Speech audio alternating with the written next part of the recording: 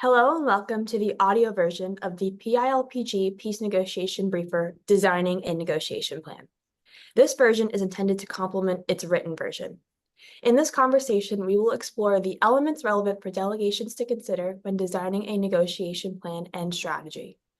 The Public International Law and Policy Group is a global pro bono law firm providing free legal assistance and policy planning support to parties involved in peace negotiations, drafting post-conflict constitutions, and prosecuting atrocity crimes. We're joined again by Dr. Paul Williams, the founder and president of PILPG, who holds the Rebecca Grazier Professorship in Law and International Relations at American University. Welcome, Paul. Thanks, Nicole. It's great to be here. Now, one of the most important aspects of a successful negotiation is, of course, preparation.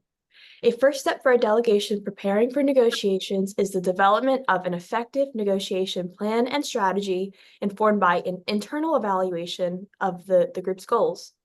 What does a well-designed plan look like? So, Nicole, you're 100% on target here. In order to be successful, and in order to maintain cohesion throughout a negotiation, a delegation has to have a plan. Where does it want to go? And a strategy. How does it get there? In order to develop a plan, the delegation needs to understand what are its goals, what are its positions, and what are its interests. Why does it have this position? And how will this position help accomplish the goal? Ending the conflict, protecting human rights, achieving internal self-determination, external self-determination. And then the positions are what do you put on the table? And the interests are why do you want external, internal self-determination? Why do you want an end to the conflict? It's easy to say that, but immediately you sit down with the delegation as their lawyers or their negotiation advisors, and you say, let's draft a plan. And that's when it becomes exceptionally difficult because people can tell you what they want, but essentially trying to figure out, okay, let's put words on paper so that we have a reference point throughout the entirety of the negotiation.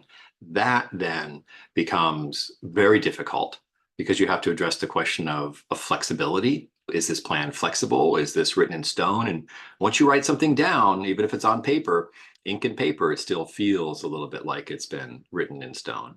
And in addition, then you'll also want to be thinking about what's your plan or what are your proposals for things such as the timing of the negotiations, the sequencing of the negotiations, the setting, the way in which the mediation might be structured. So your plan, but then also a plan for how the negotiations might be carried out. Picking up on the point you mentioned about flexibility, no matter how much preparation a team does, it's true that negotiations are often dynamic in nature and groups can expect plenty of curveballs thrown their way. Can you talk more now about preparing to stay flexible and how parties should plan in advance for sudden changes? Yeah. Their plan should include a plan for sudden changes. And so oftentimes the parties will fly into a venue a day or two before negotiations start and then have a couple of meetings and develop a plan.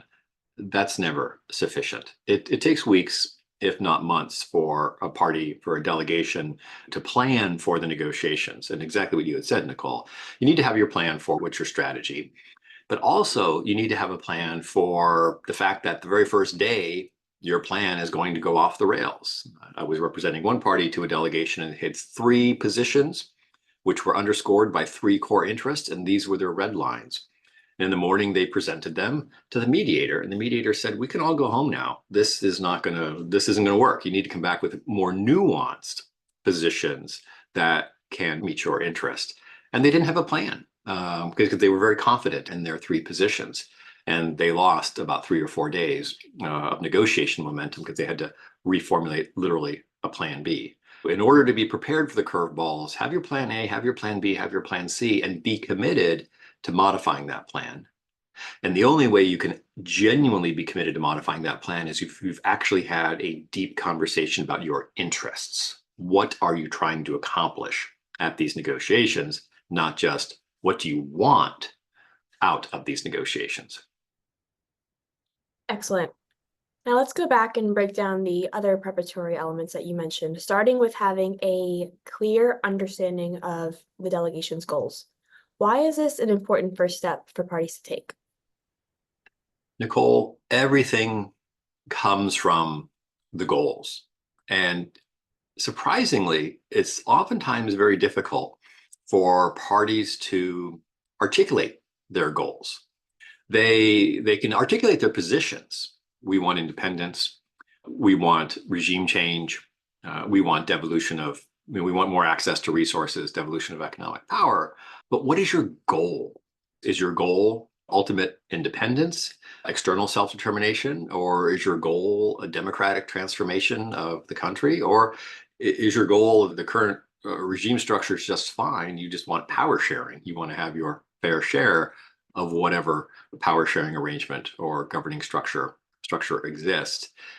Those goals are much more intangible and more difficult to see and perceive than actual positions. And then it's also difficult at the other end, the interest. Why do you have these positions? Why do you have these goals? What's your interest at play here that you're trying to protect? Every party we sit down with says, these are our positions. Here's our position paper.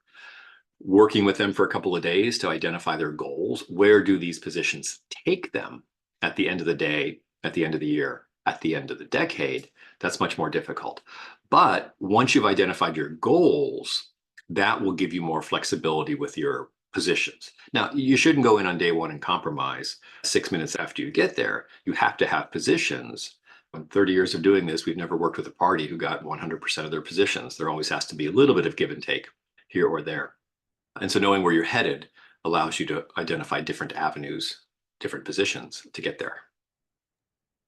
So we're identifying our goals and interests, and next parties have to define what success would look like for them. Can you talk more about what you mean by this?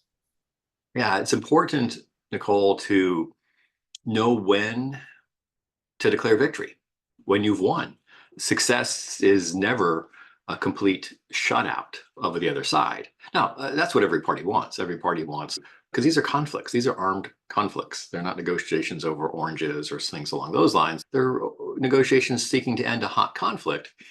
Basically, every party wants the other side to lose. And if not lose, they want them to lose and cry. And they want to win everything. That's not really going to happen. But at what point do you win enough that it's success? So I was a client in a negotiation, and on the very first day, they laid out 14 of their goals. And I wrote down these 14 goals, and they said, you're the lawyer, your objective, every day we're going to meet, you're going to tell us how we're doing on the goals. By the end of the negotiations, they had achieved 6 of their goals, but they were willing to declare victory and success because one of those goals was a heavily armed peacekeeping force that would enforce the other 5 things that they had accomplished, the other 5 goals that they had accomplished.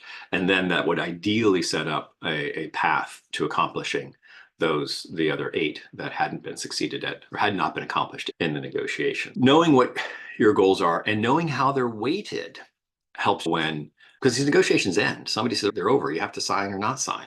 And then you need to be able to calculate whether or not you have success. And defining success in advance through some combination of achieved goals gives you the clarity when it comes time to sign or not to sign an agreement, to move to your best alternative to a negotiated agreement. Now, along those same lines, negotiations are all about give and take and getting to that signing. How do exactly delegations decide which points they might concede on and which they cannot? What might be their red lines? Nicole, this is really difficult task. It sounds simple. You and I can sit here and say, oh yeah, lay out your goals and then your positions and which ones are red lines, which ones are non-negotiable and which ones are negotiable. Every single position that every single person sits in that room and puts on a piece of paper is non-negotiable, is a red line from their perspective. Otherwise, they wouldn't put it on the table. Or we've seen parties say, okay, these are our red lines. Let's make up some things that we want and we can ask for that we don't really want and don't really care about, and then we can give those away and preserve our red lines. It takes about 30 seconds for the mediator, for the other party to realize that these demands and these positions are just made up, are just red herrings, are fictitious, aren't real.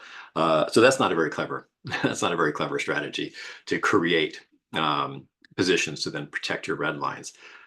What you really have to do is have a negotiation within a negotiation. So the delegation gets together, everybody puts their positions on the table. Ideally, they can weight them on a scale of 1 to 10. Look, we have 3 positions. This one is from our constituency within the delegation. This one's a 10, this one's a 5, and this one's a 4. So we really want 10, and then we'd like to get one of the 5 or the 4. We want all 3 on the table because we don't know how the mix is really going to play out, but a sense of the weighting. But if you think about it, if you're talking about human rights, if you're talking about democracy, if you're talking about self-government, if you're talking about prosecuting atrocity crimes, which one of those do you rate as a 4 or a 5? You're going to rate them all 10. But so it is difficult. It's easy for us to say it, but it's actually difficult to say, okay, if we're not going to get anything, in advance, can we have a sense of where we're willing to do a little bit of give and take? That also, when you signal that to the mediator, it helps the mediator maybe find a way of protecting human rights by mixing this with that, with something else, and then getting to your ultimate objective of protecting human rights, but not through the mechanism that you necessarily proposed, maybe through a hybrid mechanism or an international mechanism. And then when you do have red lines, stick to those red lines, because once the delegation concedes on a red line that it told its constituents within the delegation it would not concede on, that will generate chaos within a delegation. I would mention that this is particularly difficult in heterogeneous delegations, delegations that are inclusive, include the political parties, civil society, women and youth. You're going to have a whole mix of red lines, and you're going to have to prioritize them among the delegation's overall position that it puts on the table. Now, the authoritarian regime on the other side of the table doesn't really have that problem. They can come up with their 4 red lines, and that's all they have to worry about. But if you're a multi-ethnic, if you're inclusive, if you're a civilian delegation, it's much more difficult. And it's important, I know this isn't your question, but I'll say this, it's important for the mediators to accommodate that. I've been in way too many negotiations where the mediator will sit there and look at one authoritarian and another authoritarian and look at the civilian, eclectic, multi-ethnic group and say, come on, look, these two have their act together. Why don't you have your act together? How can you be disorganized and chaotic? They killed all their opposition. That's why they can sit here and have a single viewpoint. We're actually trying to be democratic and inclusive. It's something the mediators need to work on, being more accommodating of that. Very important. And now moving into or getting into some other components of preparation and strategy, how should parties prepare to interact with others across the table or perhaps third-party actors who may be involved? They need a plan for that as well. Just as they need a plan for their goals, their strategy, their positions, their interest, they need a plan for what is their ethos of interaction with the mediators. And we can talk about this more later. Is it collaborative? Is it confrontational? Is it hardline? Is it conciliatory? And then it's the same thing. They need a vibe. They need a ethos of interacting with the opposing party. You need a style for negotiation. You also need to know the mediator. Mediators are individuals. They have personal biases. They have professional biases. They come from institutions that have their own interests and their own goals. It's pretty clear what they are, but the party should be aware of that. Now, I was working with one party and they were very surprised. It was a self-determination movement, and the mediator had led a national liberation movement. And so they assumed that the mediator would be sympathetic to them because they were a self-determination movement.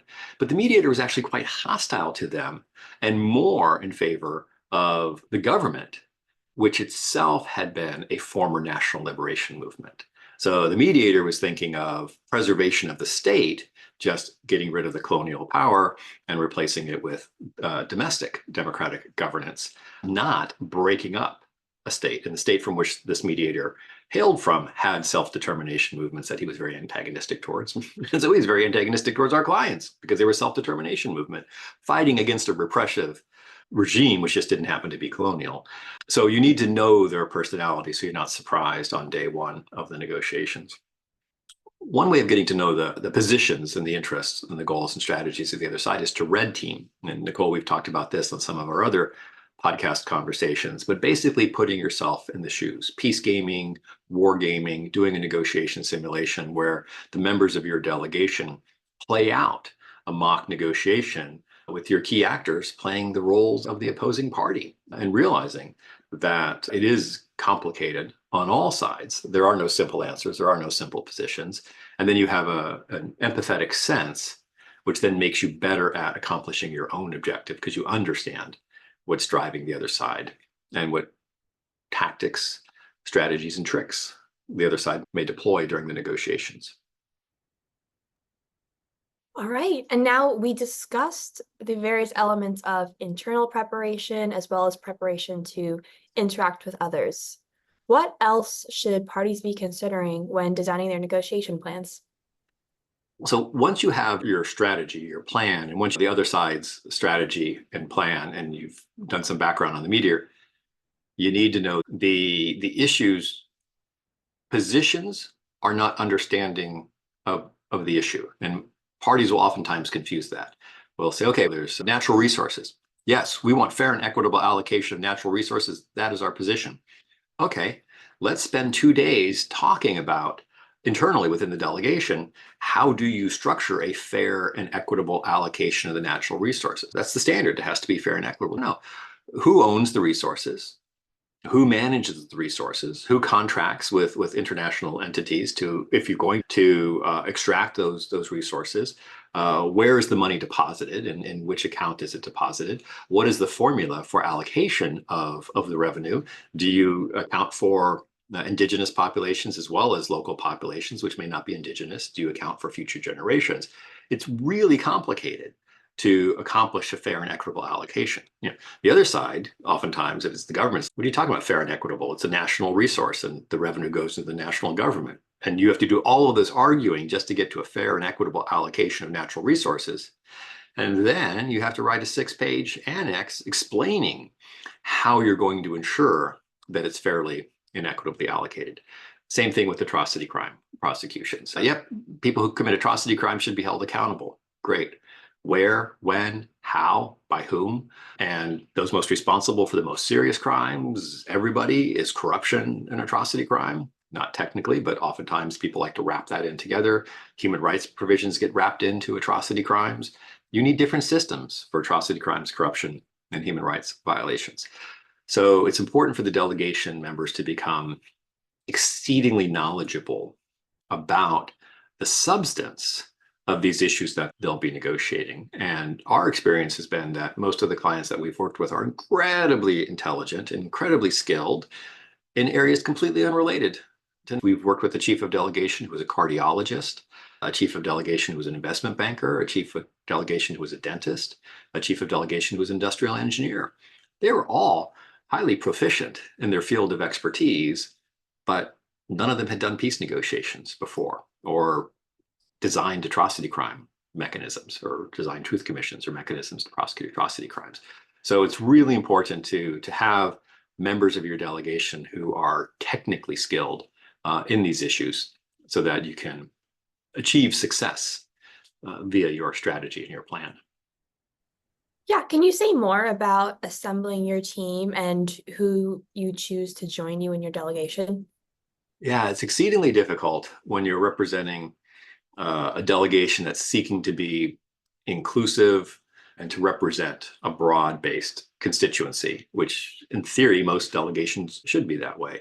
In reality, many of them represent either authoritarian governments or non-state armed actors who are focused basically on getting their share of power. But if you're working with a civilian delegation or a delegation like the Bosnian delegation of the Dayton negotiations, which was highly eclectic, you need to make sure that you have all of the political interests represented, all the key political players, because you don't want someone to become a spoiler because they were excluded from the negotiations. You need to ensure that you have all of the relevant identities, be it religious, be it ethnic, be it geographical, be it gender. So you need to have that mix as well. And then you actually have to find folks who, some of those folks will have the substantive knowledge, as we just talked about, many of them won't. Then you need to find folks that have the substantive knowledge, but you can't bring them in a way that then unsettles the balance that you've just accomplished with the political leadership and the political representatives. So oftentimes you'll have two tiers of delegation. You'll have the political delegation, plus you'll have an expert.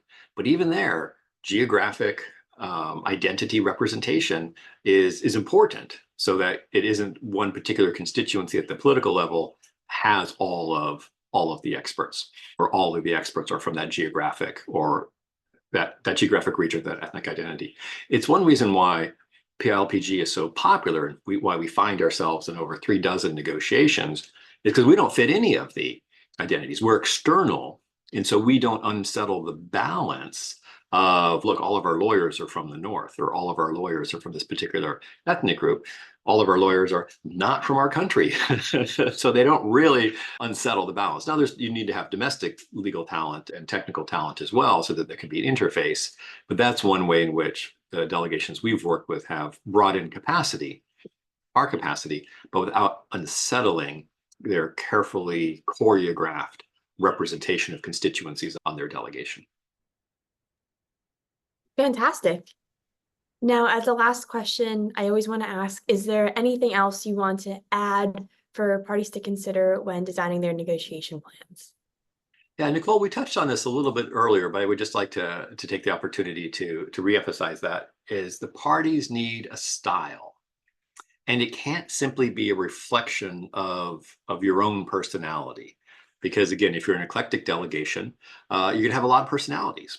And you'll just have competing personalities at the negotiation table, which will make it difficult for the facilitator or the mediator to move the process forward.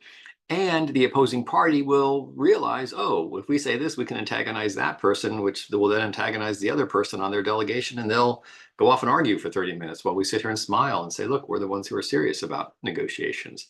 So you need to actually develop a utilitarian approach to the negotiations, figure out which style is going to be most effective, and then get all of your members on the delegation to move forward with that same style. Now, of course, you could signal to have one member do a back channel. You could signal that another member, upon invitation from the chair, can be emotional or can be disruptive if you need that. But it shouldn't be the personality of that person. You should find the most chill, relaxed person to be the one who's disruptive. But if you don't agree, are we going to be accommodating, or are we going to be aggressive? Are we going to be assertive? Are we going to reflect our eclectic nature of our delegation at every single meeting and emphasize that and showcase that? Or are we going to streamline it in a particular way? It's really difficult to agree upon a style, but having an effective style is literally worth its weight in gold when it comes to negotiations, managing the mediator, managing the media, and effectively dealing with the party sitting across the table. All right, and with that, I believe we've covered all of the elements of designing a negotiation plan. To hear more about these considerations in detail, I advise our listeners to take a look at PILPG's additional negotiation briefers. Thank you, Paul. Thanks, Nicole. It was a pleasure.